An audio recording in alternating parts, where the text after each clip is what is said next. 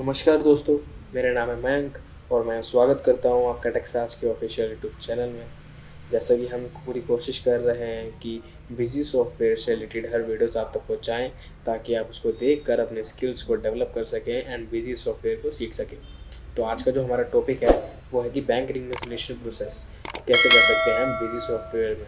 और पहले देखेंगे कि किसको कैसे कॉन्फ़िगर करते हैं और फिर देखेंगे कि किसको स्टेटमेंट वाइज कैसे चेक करते हैं ताकि कोई मिसमैच ना आए।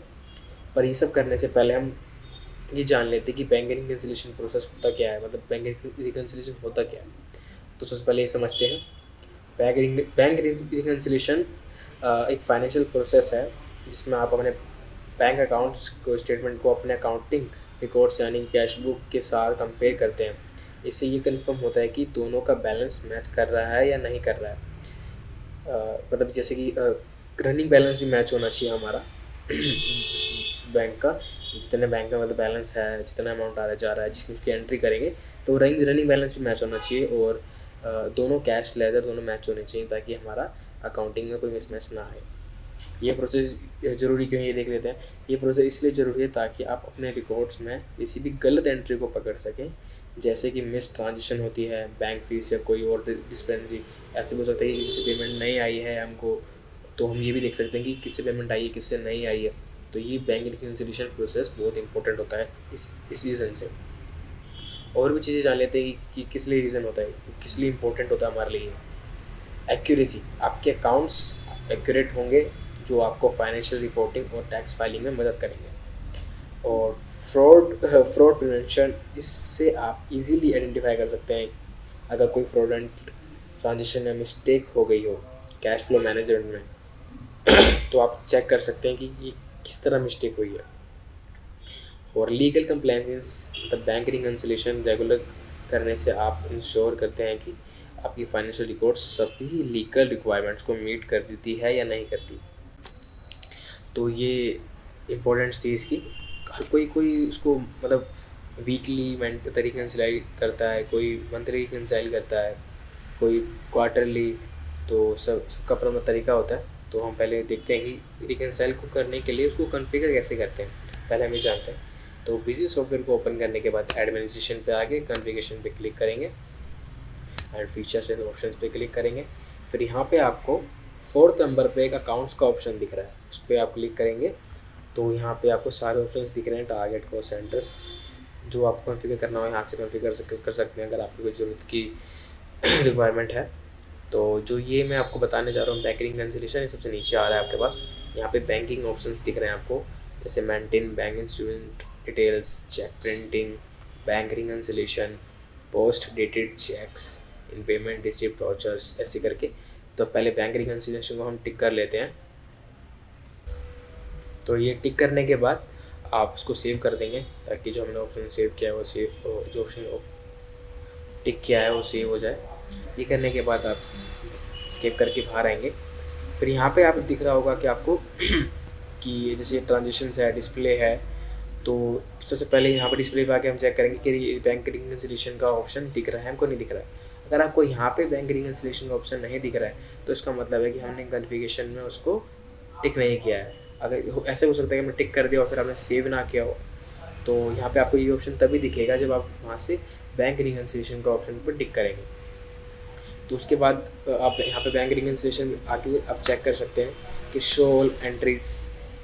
तो यहाँ पे आपको एंट्रीज चेक कराएगा। पहले हम बिजी में एक अपना अकाउंट्स बना लेते हैं, मतलब बैंक बना लेते हैं ताकि हम आपको समझा सकें अच्छे से। और यहाँ पे मैं अकाउंट पे क्रिएट कर लेता हूँ एक, जैसे मैं एक्सिस बैंक क्रिएट कर लेता हूँ, एक्सिस बैंक। तो ये क्रिएट करने के बाद अकाउंट्स में आ जाएगा। इसका कोई बैलेंस है तो वो डाल देना आप। ये डालने के बाद यहाँ पे बैंक अकाउंट नंबर डाल दीजिएगा।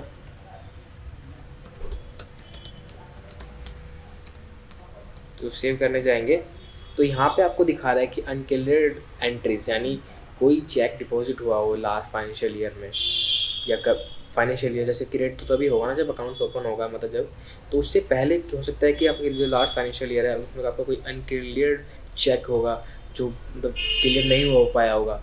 तो आप वहाँ से उठा के उसको यहाँ पे एंट्री डालेंगे, यहाँ पे डेट एंड वाउचर नंबर, जो यहाँ पे वाउचर नंबर एंट्री हुई है, account, amount and short narration. अगर आपको चेक करना है ना कि कौन से हमारे वाउचर्स क्लियर नहीं हुए हैं, तो आपने इस तरह एंट्री करी होगी लास्ट फाइनेंशियल ईयर में। आप लास्ट फाइनेंशियल ईयर को ऐसे खोल सकते हैं, जैसे मैं आपको दिखाता हूँ। चेंज फाइनेंशियल ईयर पे आएंगे तो आप फाइनेंशियल को चेंज कर सकते हैं। अभी फाइनेंशियल ईयर 1/4/2025 से स्टार्ट हो रखा है, तो जो लास्ट फाइनेंशियल ईयर था 1/4/23 टू 31/3/24 तक, मतलब 1 अप्रैल 2023 से 31 मार्च 2024 तक का जो लास्ट फाइनेंशियल ईयर था, उसमें कोई एक्सिस बैंक का कोई चेक क्लियर नहीं हुआ है, तो आप इसको मतलब चेंज करके फाइनेंशियल ईयर में फिर वहाँ जाके उसके अकाउंट्स के लेजर में जाएंगे, बैंक के लेजर में, तो आपको दिख जाएगा वहाँ पे जब सेव करने जाएंगे कौन सा चेक क्लियर नहीं हुआ है। अब जो सा चेक क्लियर नहीं हुआ है, फिर आप यहाँ पे आएंगे मास्टर्स में, तो यहाँ तो वो क्रिएट पहले से ही होगा, तो लिस्ट पे जाके आप उसको मतलब मॉडिफाई पे जाके उसको मॉडिफाई करेंगे और उसके अंदर एंट्री करेंगे। तो पहले अभी हम एक्सिस बैंक क्रिएट कर लेते हैं। एक्सिस बैंक क्रिएट कर लिया हमने। सेव करने के बाद यहाँ पे हम अकाउंट नंबर डाल देंगे। डालने के बाद IFSC कोड जो हो वो डाल सकते हैं आप। सेव करेंगे तो ये वैसे ऑप्शन पूछ रहा है कि आपका कोई अनक्लियर्ड चेक था या नहीं था, तो हमारा कुछ नहीं था, तो मैं आपको समझाने के लिए बता रहा था बस। तो उसको सेव कर देंगे। सेव करने के बाद अब हम यहाँ पे एक एंट्री पास कर देते हैं ट्रांजेक्शन में, सेल्स में।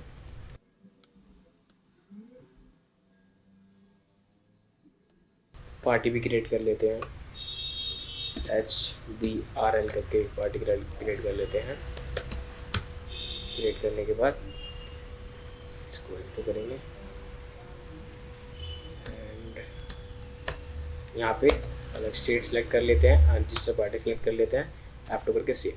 अब यहाँ पे हम देखते हैं आइटम्स क्या है। लैपटॉप्स हैं, हम यहाँ पे लैपटॉप सेल्स कर देते हैं 10,000 रुपीज़ का। सेल्स करने के बाद सेव कर लिया हमने इसको। तो अब इस 10,000 की पेमेंट इससे हमको लेनी है, आ चुकी है, उसको रिकॉर्ड करेंगे। रिसिप्ट में चलते हैं, रिसिप्ट में एंट्री करते हैं। एंट्री करने के बाद आज की डेट में एंट्री कर लेते हैं, नॉट एप्लीकेबल। जो अकाउंट था मतलब जहाँ हमने बनाया था H करके, उससे हम पेमेंट लीजिए। यहाँ पर दिखा भी रहा है आपको कि इसका जो बैलेंस है वो 10,000 डेबिट है, मतलब हमको लिए हैं इनसे पैसे भी 10,000 ले लेंगे। देने के बाद यहाँ पे एक्सिस बैंक में हमारे पैसे आए, तो एक्सिस बैंक में हम इसको रिकॉर्ड कर देंगे। अब शॉर्ट नरेशन डाल सकते हैं कि कौन सा चेक नंबर था, जैसे चेक नंबर 421357 ऐसा कुछ था, तो वो डाल सकते हैं आप। यहाँ डालने के बाद इस तरह की एंट्री हो गई। अब हमको उसको रिकंसाइल करना है, तो यहाँ पर डिस्प्ले पे आएंगे आप। डिस्प्ले पे आने के बाद ये आपको दिख रहा है बैंक रिकन्सिलेशन, इस पर एंटर करेंगे शो ऑल एंट्रीज। तो यहाँ पर सर्च करेंगे आप एक्सिस बैंक, जो भी आपका बैंक होगा वो यहाँ पे सर्च कर सकते हैं और डेट लेंगे। इसके बाद आपको दिखा रहा है यहाँ पे कि ये इस तरह की एंट्री यहाँ पे हो रखी है।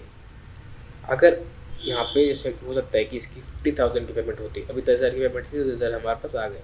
ऐसा हो सकता है कि हमने इसको 50,000 रुपये की सेल करी होती है, लेकिन इन्होंने हमको सिर्फ 20,000 रुपीज़ दिए होते, तो एक चेक दिया होता। तो F4 करके हम यहाँ पे करते कि जो क्लियर फुल वाउचर है उसमें एन है, एन करते कि नहीं, लेकिन अभी तो पूरा क्लियर हो रखा है, तो इसको यस करेंगे। यस करने के बाद सेव हो गया ये। और F4 से आप इसकी मतलब जो क्लियर डेट है वो भी चेंज कर सकते हैं। जैसे मान लीजिए कि चेक इशू हुआ 9 तारीख को और क्लियर हुआ 11-12 तारीख को, जो भी हुआ, तो यहाँ पे आप उसकी डेट चेंज कर सकते हैं।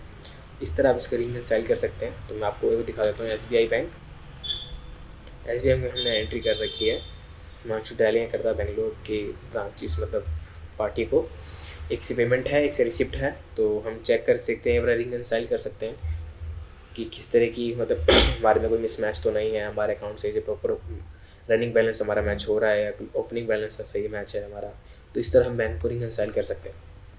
ये करने के बाद अब आपको यहाँ पे भी आ जाना है। अब यहाँ पे अगर आपको कोई अनक्लियर्ड एंट्रीज होगी तो वो यहाँ पे आप देख सकते हैं, किसी भी बैंक की, एक्सिस की, तो F2 करके देख सकते हैं।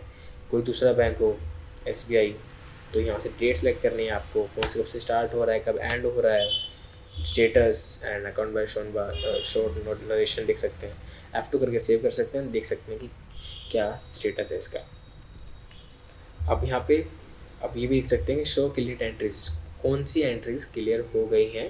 आप थर्ड नंबर पे जो ऑप्शन है उससे देख सकते हैं, बैंक सेलेक्ट करके। फिर रिकन्साइलेशन स्टेटमेंट भी सिलेक्ट कर सकते हैं आप, अगर दिखनी हो तो आपको। SBI करते हैं F2, तो इस तरह आपको दिखा रहा है कि 10,000 थे, फिर 40,000 लेस हो गए, ऐड हो गए 30,000। इस तरह आप रिकन्साइल कर सकते हैं बैंक को। कोई इसको क्वार्टरली करता है, कोई वीकली करता है, कोई मंथली करता है, जिसको जैसा ठीक लगता है वो बैंक रिकन्सिलेशन उसके हिसाब से करता है। तो मेरा ये मकसद था आपको बताने का कि आप अच्छी तरह बैंक रिकन्सिलेशन कर सकें, ताकि आपका जो बैंक का रनिंग बैलेंस है और जो एंड में फाइनेंशियल के एंड में क्लोजिंग बैलेंस हो वो मैच हो सके।